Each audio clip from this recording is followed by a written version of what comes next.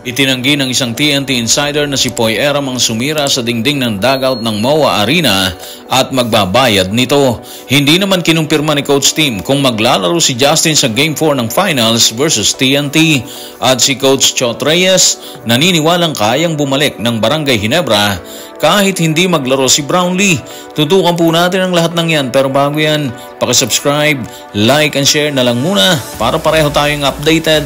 Nagsalita na ang MOA Arena at kasalukuyang hinihintay din ng PBA ang halaga ng babayaran sa nasirang dingding ng dugout nito para ibigay sa kupunan ng TNT Tropang Giga. Pero sa kabila ng katotohanang may nasira at may magbabayad, nananatiling lihim ang gumawa nito. Tila nilinis na rin nila ang paratang ng karamihan na si Poy Eram umano ang gumawa nito.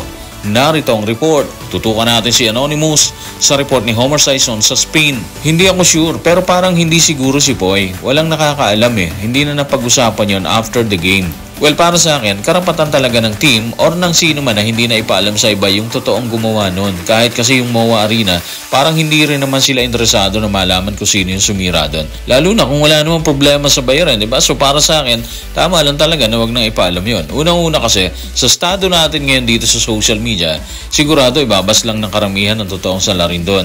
Isa yun siguro sa mga iniiwasang mangyari ng TNT management. Ngayon kasi, andito sila sa finals. So hindi dapat madagdagan ng iniisip ng isang player. Dapat focus sila sa game at sa preparation after ng game, di ba? Hindi makakatulong sa kanila kung maraming iniisip ang player sa oras ng bakbakan. So matotal, protection lang ng player ang iniisip ng management. Yun lang yun siguro, wala nang iba dun. Habang tinapos na ng TNT Tropang Giga Management ang issue tungkol sa nasirang dingding sa dugout ng MOA Arena, hindi naman inaalis ni Coach Tim ang posibilidad na makapaglaro pa rin si Justin Brownlee sa Game 4 ng PBA Commissioner's Cup Finals. Matatandaang napilitang maglaro ng All-Filipino Gene Kings mula sa kalagitnaan ng third quarter. Bunga ng tinamong injury nito sa hinlalaki.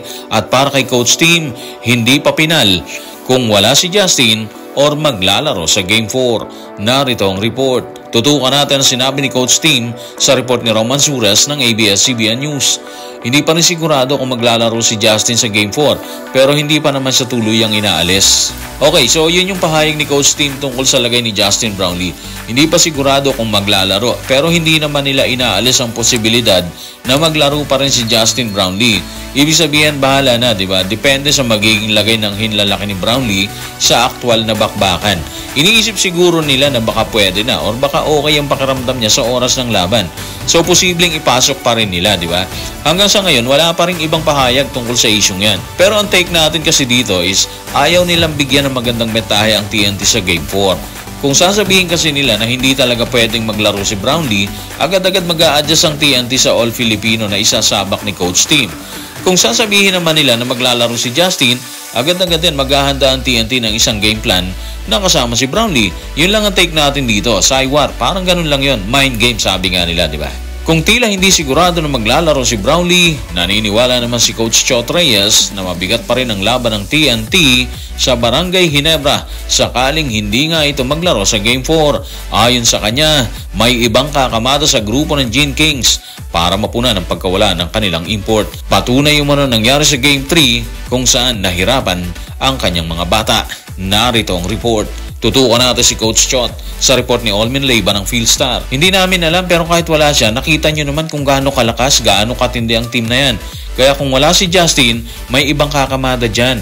At aasa sila sa kakayahan nila na depensahan tayo. Hindi pa ito tapos, kaya kailangan namin siguraduhin na handa kami. Obviously, kilala ni Coach Chot ang Barangay Ginebra. Ayaw niyang pakakampanti Sabi nga niya, di ba? Kahit walang Brownlee, kung sakaling hindi maglaro si Justin, hindi pwedeng isang tabi ang kakayahan ng Gene Kings na kumamada at may mag-step up para makuha yung panalo. Patunay doon na nangyari nung Game 3. Nakita niya kung paano lumaban ang Never Say Die team kahit walang import, kahit all Filipino sila doon. Kaya tingin natin maghahanda talaga sila ng isang game plan na hindi kayang sundan ng Barangay Ginebra sa Game 4 at sa mga susunod pa na bakbakan. Para sa akin, critical ang Game 4. Hindi lang sa Ginebra, kundi ganun din sa Tropang Giga. Kapag kasi nakuha ng Ginebra ang Game 4, mas tataas ang kumpiyansa nila, mas lalakas ang loob nila, especially kung kinuha nila yun ng all-Filipino na wala si Justin Brownlee. Sa panig naman ng TNT, kapag nakuha nila ngayon ng Game 4, sisiguruhin na nila na makukuha nila yung Game 5. Yan yung tingin natin ngayon. Dahil dyan, Tsak, magiging mainit ulit ang laban ng dalawang kupunan ngayong gabi. So guys, maraming salamat.